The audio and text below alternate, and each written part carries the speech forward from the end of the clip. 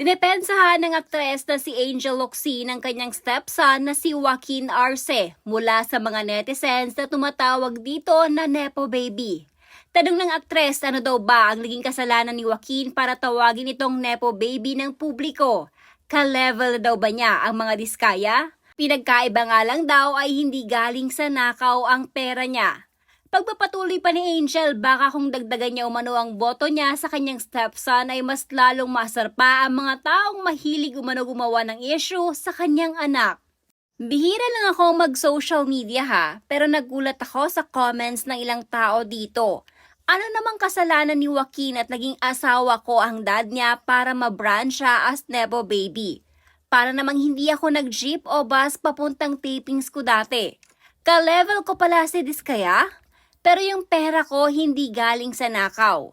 Yung 12K na boto ko kay Joaquin sa buong journey niya, baka dagdagan ko. Maasar ko lang yung ibang makagawa ng issue. My son could have asked me for a project, but ang hiniling niya is mag-audition sa PBB. Wag bitter, nakakapangit yan.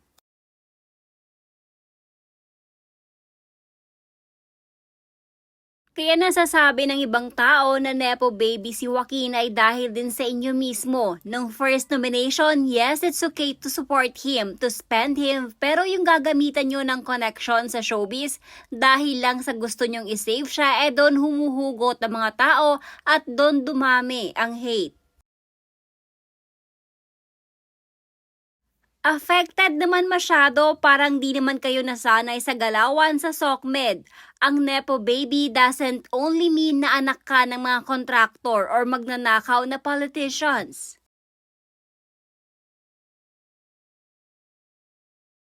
Joaquin said wag daw mag-spend ng money to him lalo na mga parents niya at hayaan daw ang taong bayan na mag-vote sa kanya. You have enough money to vote him, hindi tulad ng taong bayan, pinaghihirapan nila yon.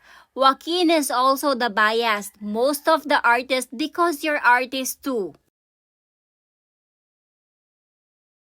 OA mo, house challenger nga ni, ginawa lang nila para malaman kung sino talaga sa kanila ang karapat-dapat maging big winner.